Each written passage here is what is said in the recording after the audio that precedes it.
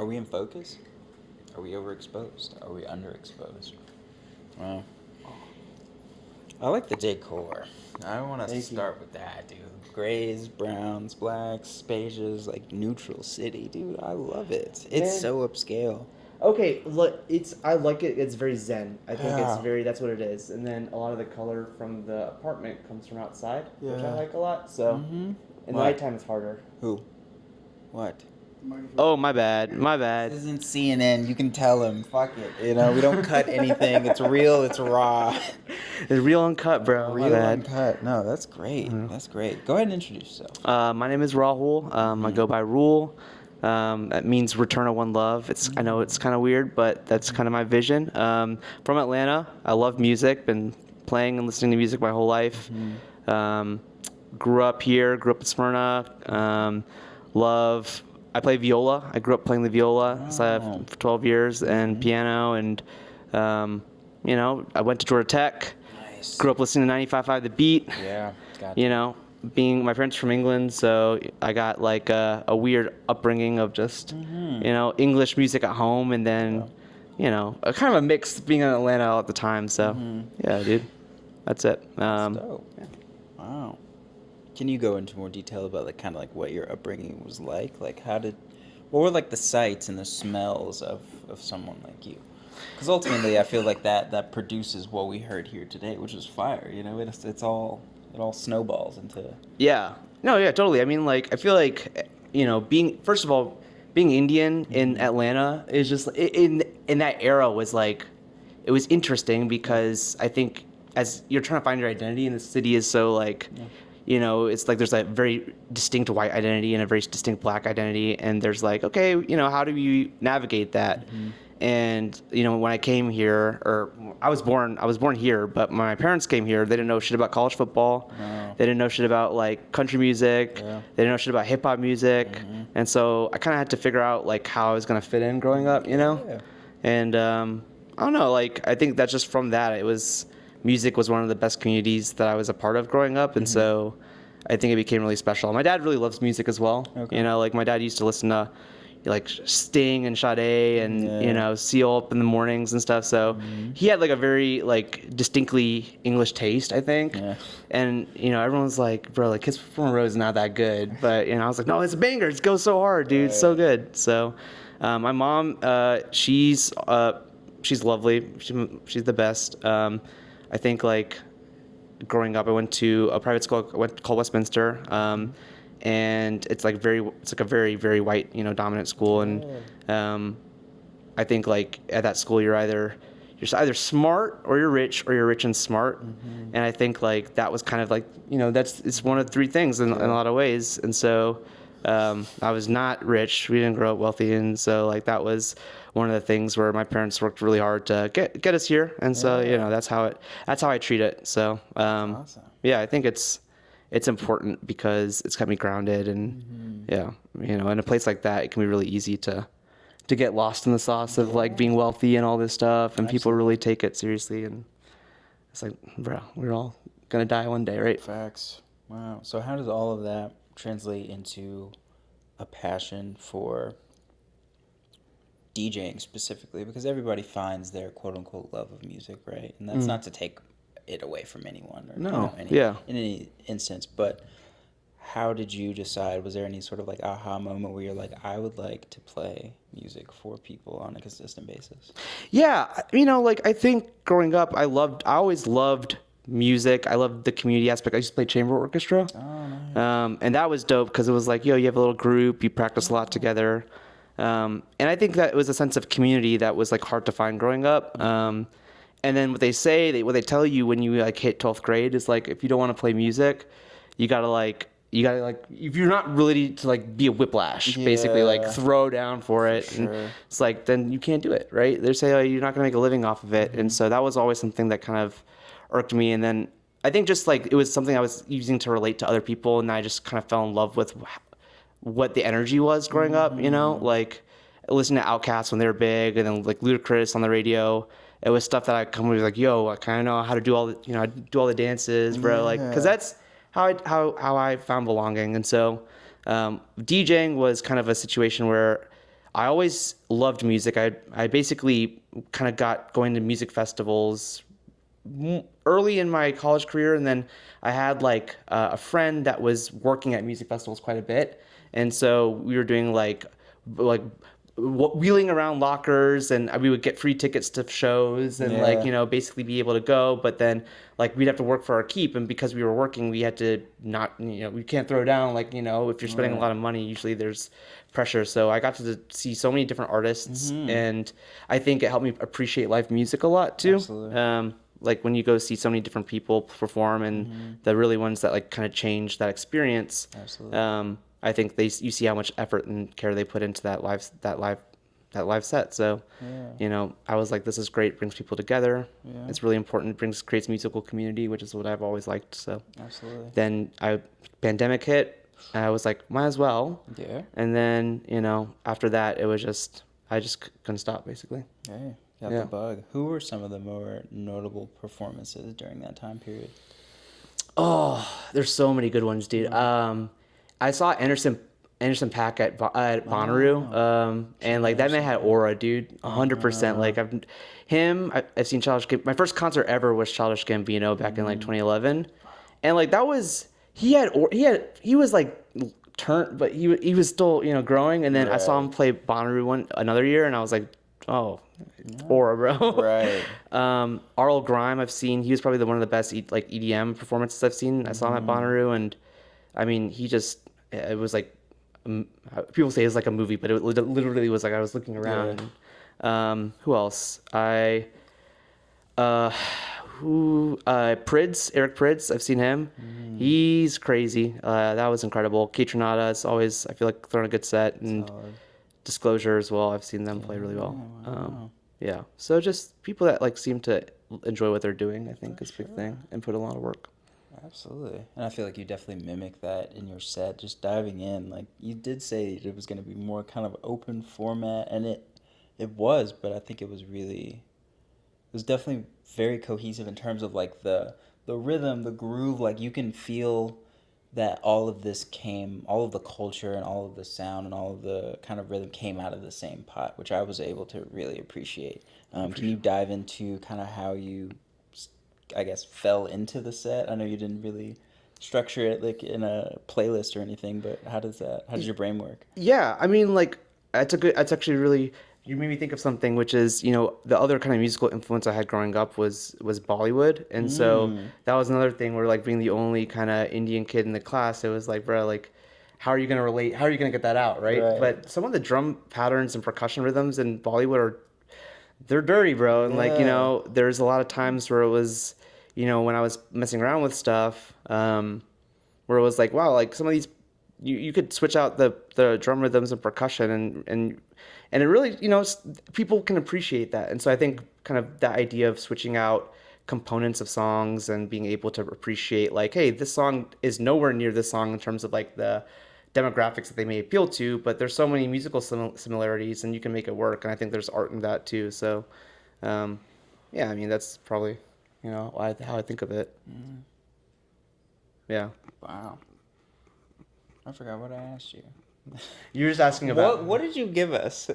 He Oh. gave us something and we're telling. All right. Oh, bro. Well, it was a aguardiente, vamos. Yeah, what does that mean? I'm gonna eat during this too, because I don't care. It's my coworker gave this to me as a gift. Wow. He's from Tolima. Mm-hmm. He just got back from Colombia. Wow. So I usually would decline aguardiente because nothing usually good happens afterwards. But that was quite nice. Oh, this is solid. Yeah. Definitely smooth. Are you a big drinker?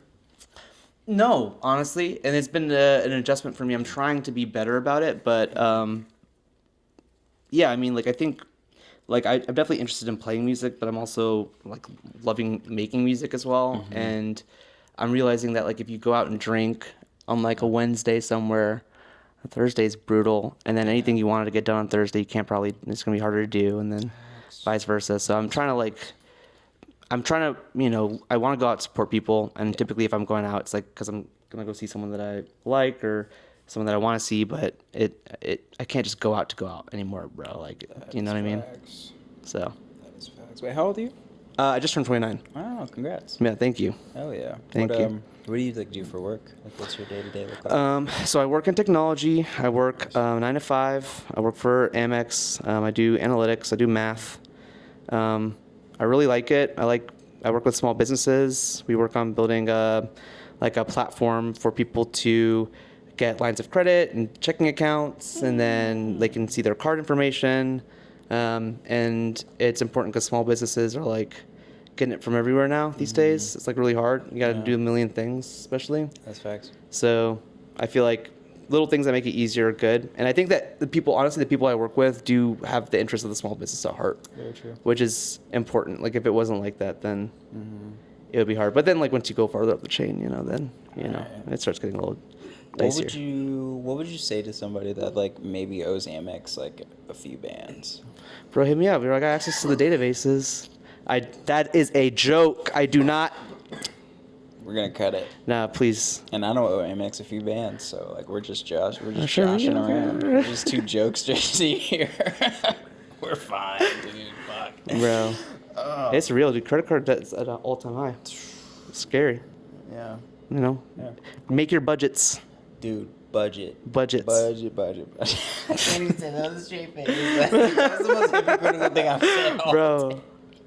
Budget. Get organized. Fuck, no, that's crazy. So, like, what's, like, the work-life balance? Are you, like, a super scheduler, or are you just, like, finding gaps that you kind of see on a recurring basis, or, like, how's that work?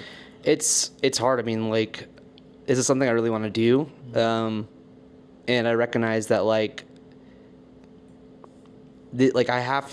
for me, it gives, like, I get a lot of creative freedom by having the 9 to 5. Yeah. And, like, it forces me to push myself to, like, when I get home to just keep working and like do the thing that I'm passionate about. And sometimes that makes it really hard, right? Because like that flow is not going to happen when you want it to all the time. And then at the same time, like you might be out late on a Wednesday or, whenever. And then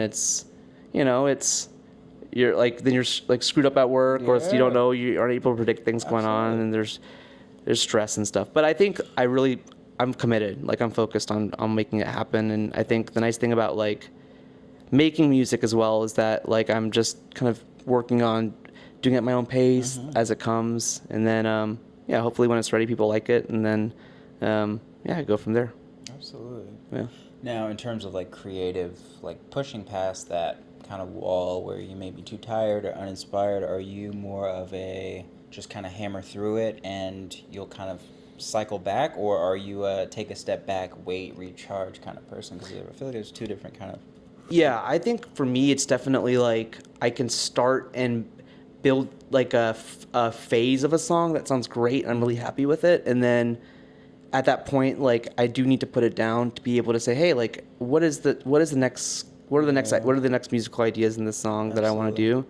And sometimes it hits me, bro. Like sometimes I'll hear something, I'm like, oh, that sounded dope. And then I love sampling too. So if I hear songs and stuff that I feel like, oh, like that makes sense, then I'll come back to it. But cranking out like all the different sound design aspects of it and stuff, that's stuff that I'm working on as well. But I can't hyperfixate on 32 or 64 bars and then just like let it go, bro. Like, yeah.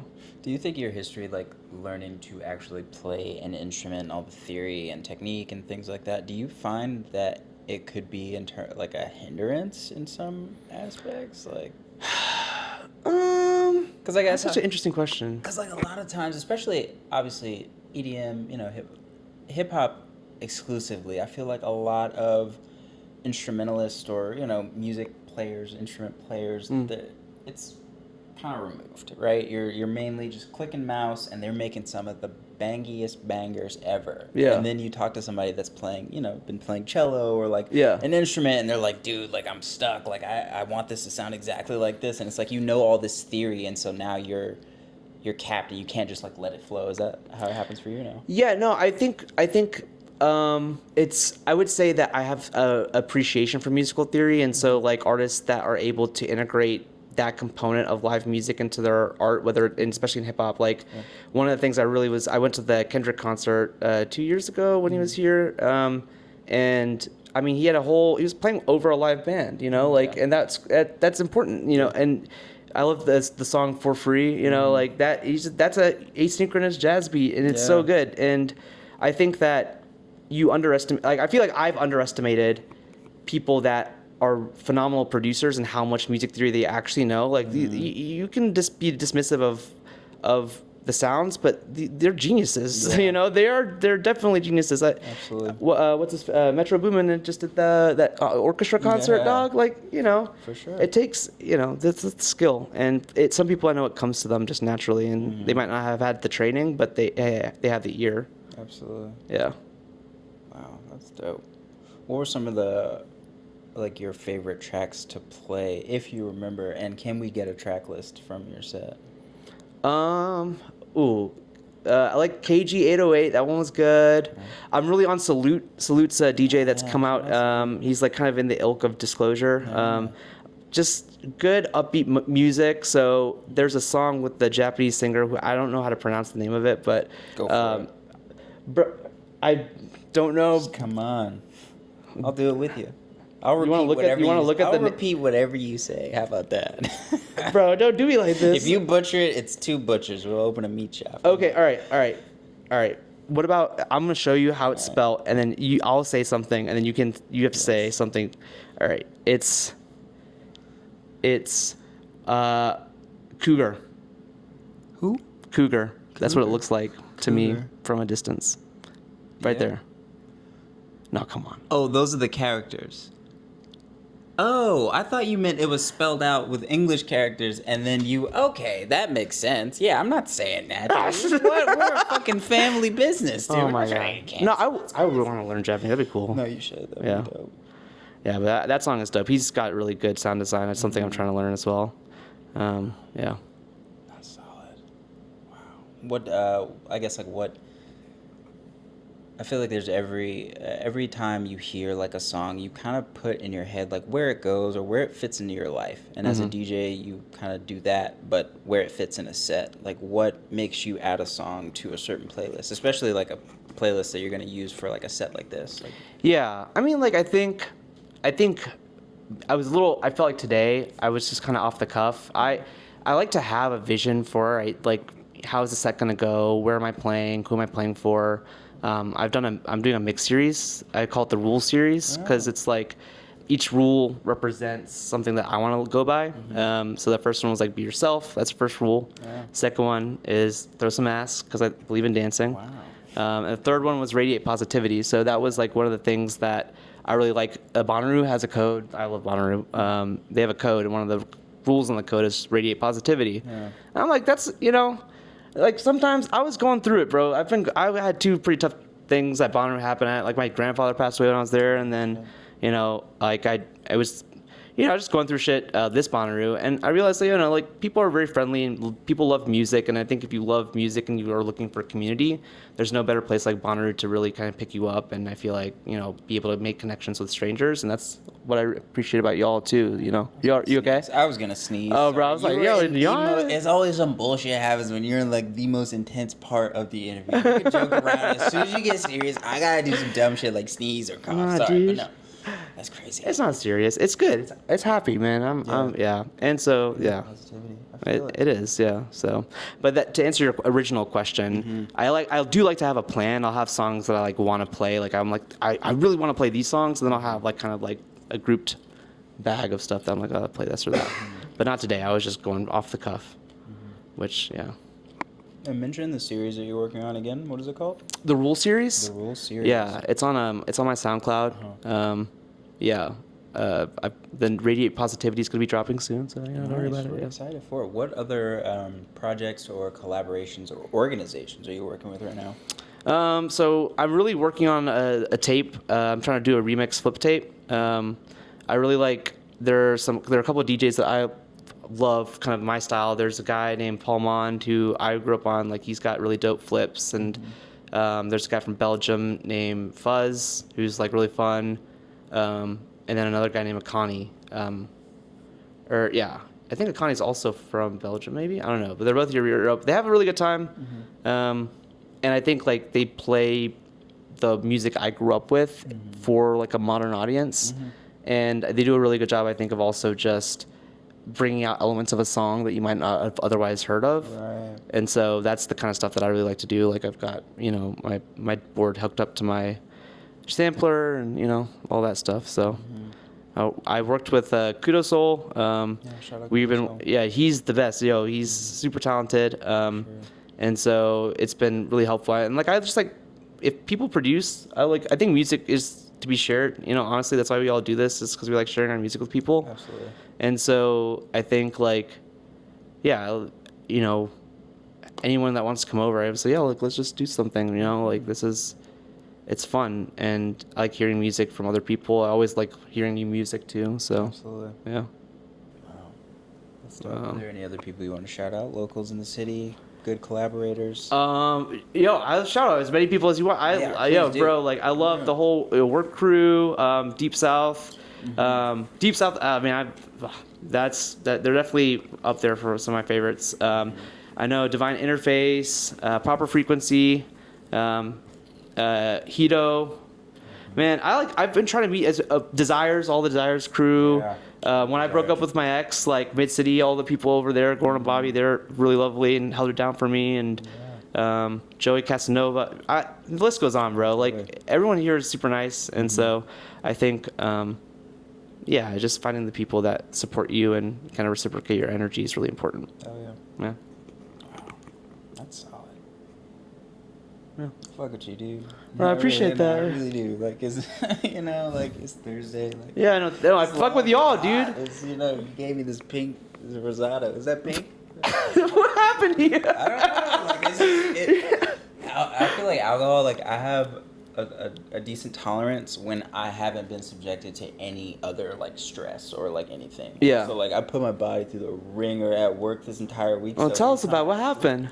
It's just hot. Like, I work like, I'm Yeah. not necessarily in the office, Yeah, I know. I seem like I feel like I'm hella chill because I come home from like cushy whatever, but like it hurts. It hurts and it's hot. Bro. But I don't take it for granted, for sure. And I wouldn't change anything. Actually, I would change everything. I would change the environment. I would change the pay. I would change everything for sure. But it's crazy. No. Well, I feel all that to say, sorry, it's just I'm like physically tired, so like the fatigue adding with the shit is just like whoa, like I'm hella tired now. okay. Sorry. Well, it's okay. It's great. I get it, bro. But I still fuck with you. That was not. I'm not, like, drunk or whatever. It's just like I'm sleeping. It's Thursday. You're a good dude, You've I'm driven sleepy. a long day, bro. Yeah. I completely It's understand. fucking crazy. I'm gonna get you to sign this giant key. Oh, We're 100%. gonna talk about how you have like one of the nicest bathrooms. Do not put my bathroom on blast. We're not. We're just saying like we're gonna put up the text because he was in there like we were in there like two girls. He was like, "Girl, you got a nice ass bathroom," and I was like, "Get out of his bathroom, dude! Like, what are you doing?" What you doing there, bro? No, he's just. All right, whatever, bro. Oh man. Was that way too big? No, that was way too small. This whole white surface is all the same dry damn. erase. Yeah, go ahead. All right, I'm gonna redo that then. My bad. Popcorn. So where are some of your favorite places to like eat or like hang out or like do whatever in the city? Yeah, I got shout them out. I'm on meal prep energy too right now. What? Bro. I'm meal prepping. It's easy. You know what I mean? Mm-hmm. I feel like I do like to go. We're like food wise. I like ramen. I love ramen in Silver Lake, but not every day. I gotta be disciplined about some of this stuff. I feel. It's like you gotta. There's a lot of. You gotta budget. That's what they say, bro. You gotta budget, man. This stuff is budget. Yeah, but I like Gaja and you say EAV. Where else? Where else? Man, I actually haven't been out to eat in ages. Like, genuinely have not been out to eat. Really? Yeah, that's one of the things that I'm saving money on. But I do like to go out and drink, which is probably not helping at all. I really like Mid City's always been, I think, a classic place just to go have fun and dance. And Banshee is fun. A lot of my friends go to like Big Game over in Old Fourth Ward and stuff. Yeah, I don't know. What about you? Burger King. BK. I've been fucking with Burger King. People are gonna shit on me for it, but like it has like It's the only burger with like hot dog energy. Like it's like very casual. I fuck with it's like the mustard, the pickles. I don't know, bro. BK. Is it really? Is that that's the top, bro? Like that's your top fast food? It's like the most recent, and it's like maybe it is. I think it comes to mind This first. is a hot take, I bro. fuck with Burger King, dude. I'm a weirdo and I'm gross, so I don't know. What else? Tell me about like what it's been like for you guys to meet so many different people. I mean, also if you're tired, bro, like I completely get it, bro. But like, meeting new people sucks. No, I'm just yeah, kidding. I mean, I'm it could kidding. be. No, everybody's very, very cool, and I don't think I would have done this without the help of like it's all mutual, right? Yeah. And this thing that we're doing is kind of like a catalyst to like break out, step out, and just kind of like meet new people. But I think music, it forces you to kind of like definitely meet people, but there are so many similarities through music and through just like being on that same, I guess, like vibration, if you want to call it that. Yeah. That like it doesn't matter what you play or like who you are. It's like if you're in the city and we're all kind of working toward this common goal, we have so much more in common than we think. I've made like a lot of new friends and acquaintances and business partners, and like all of these people that we're kind of intermingled with are just like really dope. Yeah, I think It's really cool. I think it's really important to like stay that way too, because it's like it's getting harder. it takes a village, and this city's so big but so small, but so big but so small, and it's like it's fucking dope. That's true. Yeah, that's what I really appreciate about y'all. It's like you make it accessible to meet people all over the city, right? Like it's like I can just watch it on my computer or my TV and get to know someone a little bit better. So Absolutely. that's definitely We super dope. definitely appreciate you. Oh, I almost forgot the most important thing. You got to tell us who you're maining in Smash, and then we need you to talk a little bit of shit and just let them know that you're here. I don't want to do that, bro, because it's gonna be a SmackDown. It's just I'm very He said respectful. I don't want to do it and did it, bro. I love this guy, Bro. Well, Cloud is my guy, bro. Cloud's the protagonist. For sure. Bro, Final Fantasy VII. I'm trying to finish that remake, second one. Super good. And I can play. I'll beat you on anyone though. Honestly, I'll go random. Wait, how did I get smoked? No, Bro. this is an invitation that way. You got to point the gun that way, all right? Bro. I'm just joking. I could be humble, bro. Like I can hold an L for sure. It sounds like you're handing out L's for sure. But no, we should do, because like we've met a lot of people that play Smash, and like there's a lot of organizations that can host something like this. So we're just trying to get a feel of like who's who and who wants it, because like we can easily organize like something like this and just get it popping, dude. Dude, I played at Controllerize when they had those Smash. Those guys aren't fucking around. Like I came in hot and they were like, sit down. I didn't die immediately, bro, but like they were going crazy. Sure. I saw someone post the other day like a Beyblade DJ set. Have you ever played Beyblades? I have. They're the best. Yeah, they're fire. They'll turn people up like Fucking Beyblades. just everyone shows up with a Beyblade and let her rip. Sometimes Okay, I guess that's not as cool of an idea as I thought it was gonna be. Sometimes Oh, you well. gotta let it rip, dude. Yeah, dude, let her rip. Wow. What else is there to say? What else do you want to say? Any advice? You said save your money for sure, but do you have anything else you want to tell the people? Anything upcoming or anything that you just want to get off your chest? No. I mean, I have no advice. I'm just saying. I would say that like, it's really. I feel like if you don't hold bad energy in you, it's good, things will work out for you. And that's. I came out of a long-term relationship that was not very good, and it was really shitty. And I think that it's been kind of like that very freeing for me and very zen. And I think that it's helped me like kind of pursue the things that make me happy and like keep my fire going. And I think that's kind of what music is for so many people. So just recognize that that's going to keep you every day. Like, how's your fire doing? Have people around you that know how to keep your fire, burning when it's at a little bit of an ember. Facts. And, it'll be okay. Damn. What the slogan will say is, when the fire starts to burn.